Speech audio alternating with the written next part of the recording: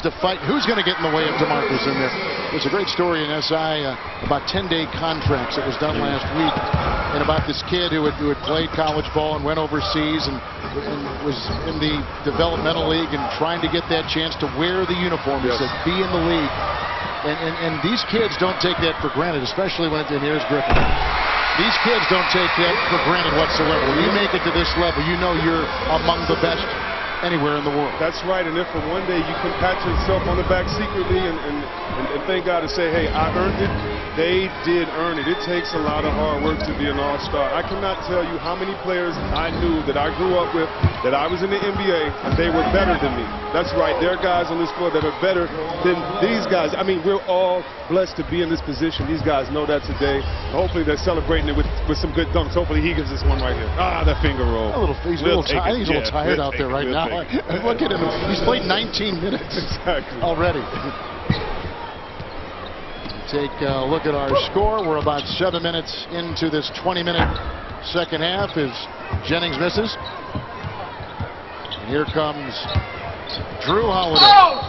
You know, we were talking about other teams and games. We can tell you as we take a look at the upcoming national TV schedule and the NBA TV tomorrow, 5 o'clock Eastern Time slot. The D-League All-Star Game presented by the great folks at Sonosite. And then ESPN Wednesday, 7 o'clock Eastern. We got the Thunder and the Spurs, the Clips in New Orleans, and next Sunday Lakers in Oklahoma City, which is a rematch of that terrific early round game they played a season ago. And the Lakers have been the big story in the NBA as they've lost 3 in a row going into this break. And a lot of people think they may look at a trade, although Mitch Kupchak has come out and said we're probably going to be standing on the sidelines watching with the rest of the league guys. Oh my goodness, that's a great miss right there by Johnson as we look at it. But you know, the Lakers have been the story as Monroe Filing's up right there. You know, the Lakers are intriguing. I mean, every year, if we're very honest about the Lakers basketball fans, they're nonchalant. They turn on the light, they turn off the light. It seems they can turn it on whenever they want, which is the #1 rule of what not to do in basketball. Well, because they've kind of proven that they can do this theory, I don't know who they are right now. I don't know if they're the team that's waiting to turn it on. And they may not know who they are they may not. You know, they may not. Is Bynum healthy? Is he ready? What is Matt Barnes going to do when he comes back? Is Artest that problem in the locker room? Is Fisher getting too old? So a lot of questions, but I know one thing. I know the more times you doubt Kobe, the more times you ask questions, I know he's usually answered most of those questions. So that's one thing they can all put their hopes on, is that man and his will to win. Well, he remains a central figure in this league, even at 32, 33 years of age. And a nice glide in right there by Eric Bledsoe, who was drafted by the Thunder and then was traded, his rights traded to the Clippers, who's pick number 18 out of Kentucky, a program that there's Ibaka cleaning up. Kentucky had 5 first-round selections, which is incredible. It is. If I could just digress 1 second. Ibaka can't be in the dunk contest laying it up in the All-Star game. He's 7 feet tall. We're going to get you, Ibaka. Me and Jabel are definitely going to get you for laying it up. But, yeah, so back to what you were saying. I'm sorry. I got caught off guard. No, get it off your chest. That's good. We can do that here. Definitely. The Kentucky guys are really good. And one great thing about it, one of the guys said to me, we would have got you guys in Michigan. That's what I'm talking about. He knows he's crazy. He knows he's out of his head. What are you talking about? There's not even seniors in college right now. We would have killed them. I would pay to watch that game. But that's the junk talking that you love doing these that'd weekends. be good, yeah. These yellow shoes, Kevin McHale, I don't recall you ever wearing yellow shoes with the Celtics. Hold on. I was just telling Amari about those yellow shoes. I said, a bunch of bumblebees running up and down the floor. You should ask Amari. You should ask Amari when he playing some those shorts that you used to wear, Cam. No, hey, he couldn't handle those shorts I used to wear. And he's got pink shoelaces. I don't want to talk to him either. So we got some issues over here with the dress code. One thing I've noticed, you know, Chris, one thing I've noticed about my squad, Chris, is you remember your dad used to walk to work in school in the snow uphill both ways? Yeah. Our guys only are uphill on defense. It's downhill on offense. Because they run like crazy on offense. But going up is uphill on defense.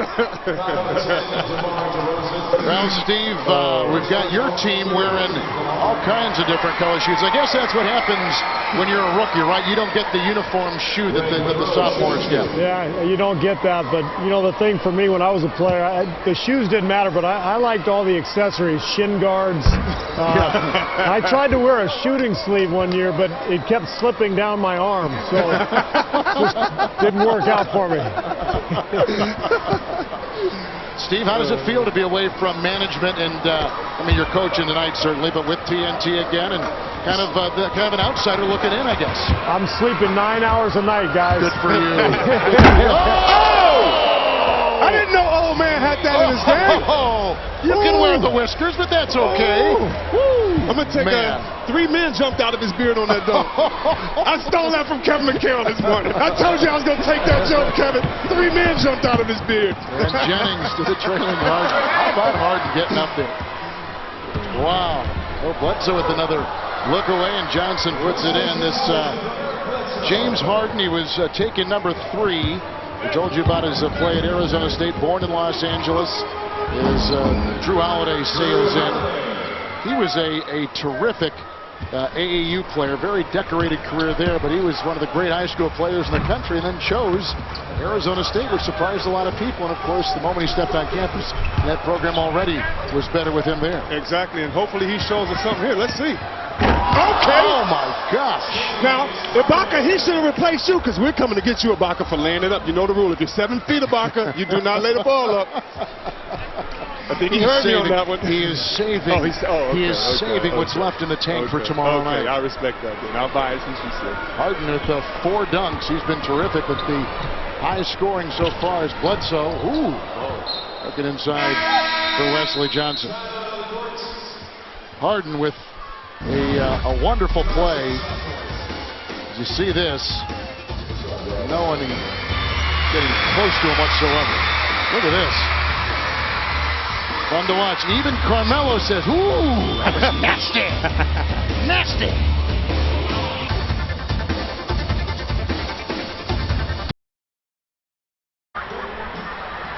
Welcome back to the Staples Center for the T-Mobile Rookie Challenge and the Youth Jam. And here tonight is Secretary of Education Arnie Duncan, who's welcoming all those kids for all the outstanding achievement, but he's also got game. You played a little while ago in the celebrity game. How'd you do? We had a good win. East had to win. We had a warm-up show for Derrick Rose on Sunday. I thought you played very well. We had some highlights of the game, but you didn't get the MVP. Who did? Somehow Justin Bieber got the MVP. He was pretty popular out there. Must have been a fan vote. It was. American Idol. There are a lot of politicians who are would-be athletes. I think our boss, even in the White House, may be one of those. But you do have game. You played at Harvard. You played professionally overseas. When did you have to give up your dream of playing in the NBA? Well, I've always had 2 loves, basketball and education. I've been lucky to do those 2 things all my life. And I just want to thank the NBA for inviting these 4,000 young people out here. This is a night they'll never forget. They've worked hard, had great grades. The NBA has been a fantastic partner with us. Well, when did you have to say, hey, I can't make it the NBA, I'm done? I played a couple years overseas, then came back to Chicago to start working with children. That was really in my heart. When you have those pickup games at the White House, who wins? You or the president? We're usually on the same team. We usually do pretty well together. And he can play. He plays really hard. He's a lot of fun to play with. Well, I enjoy the weekend. Thanks for being here. Thanks for having me. Thank you, Kevin. Thank you, Craig. And Chris, you've got a relationship with Secretary Duncan. Well, yes, a little bit. I really thank him for all the work that he's done in Detroit and actually across the country. What he's doing is he's recruiting teachers that look more like the students in the classroom.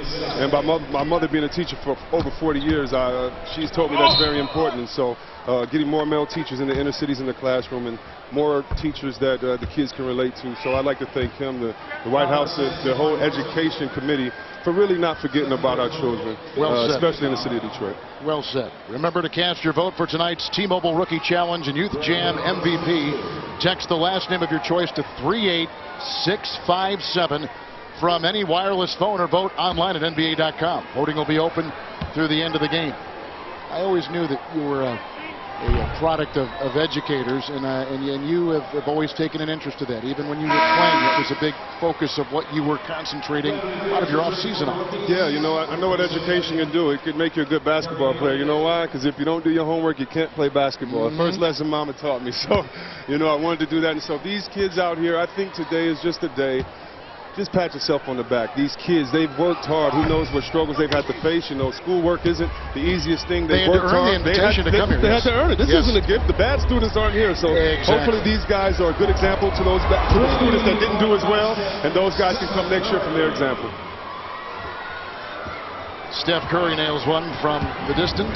Is he 18 yet? 25. My goodness, he is a young-looking guy. His goatee doesn't connect. His mustache is kind of raspy. He's energetic to be young. There's Landry Fields, who led the Pac-10 in scoring a season ago. He was in that class with the Collins brothers and Fields. How about that recruiting class for then-coach Trent Johnson at Stanford? You know what? You just reminded me of that. That was a great recruiting class. Man. And who was the biggest recruit out of that? Now that I think of it, I was thinking like, no, wait a minute, I don't remember Fields. Yes, I do. In the class, no. Yeah, Lopez, but the class it was Lopez. Yeah, I said Collins. I'm sorry. Twins. I'm getting the twins I was mixed reading up. your head. It Not was the Lopez twins. Excuse me. The curly head guys. The one that doesn't comb his hair, and the other one that looks very smart. They'll dunk on you and rebound. But think of that terrific recruiting class that he brought in. Those Lopez brothers, and then this kid who, you know, was not a name coming out of high school.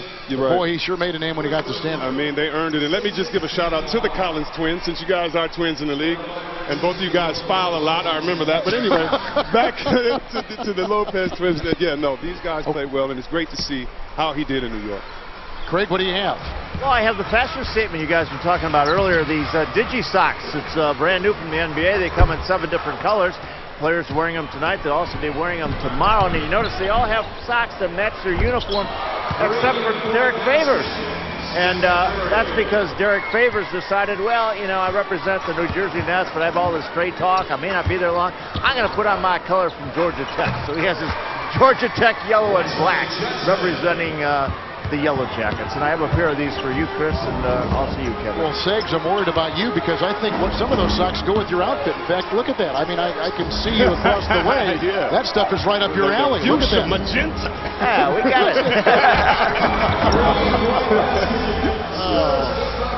Under 7 to play here in the second half, and you can see our scoring as we've talked about a lot of things except the game. It seems like Blair's got 24 to lead the Sophomores and 22 points from Cousins. And we know that you're all voting for the MVP. Good pickoff there by Landry Fields. And here's Wall with all kinds of assists, and here's another. And 2 more for Cousins, who's got 24. And that is the 15th assist for John Wall. Wow.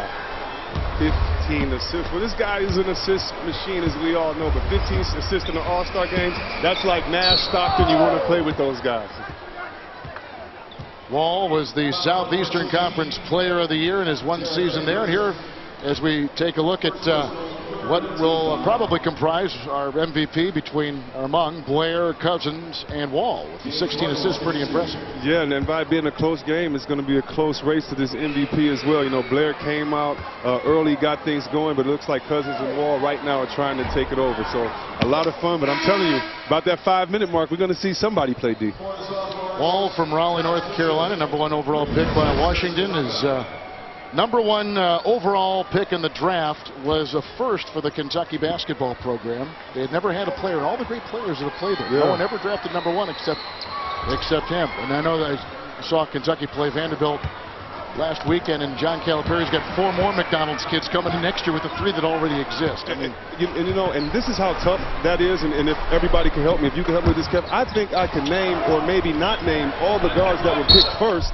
And if I could think of that, that just shows you what an elite class he is. Allen Iverson was picked #1. Lucas was picked #1. Magic Johnson was picked #1.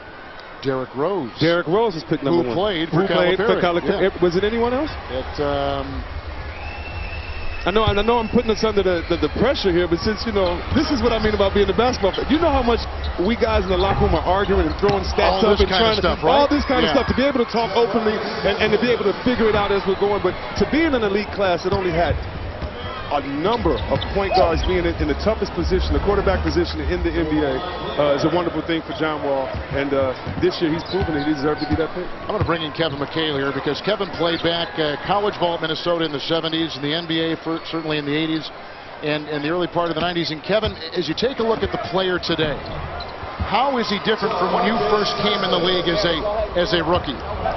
Well, they got muscles everywhere. They're in the weight room all the time. I looked at Blake Griffin. Blake Griffin's got more muscles on his muscles than I got muscles. That's not saying much for me, but that's saying a lot for Blake Griffin. I mean, these guys are. But that's the biggest difference, you think? Just now, the weightlifting and the training they're doing in that regard. No question. You know what? I'll be honest with you.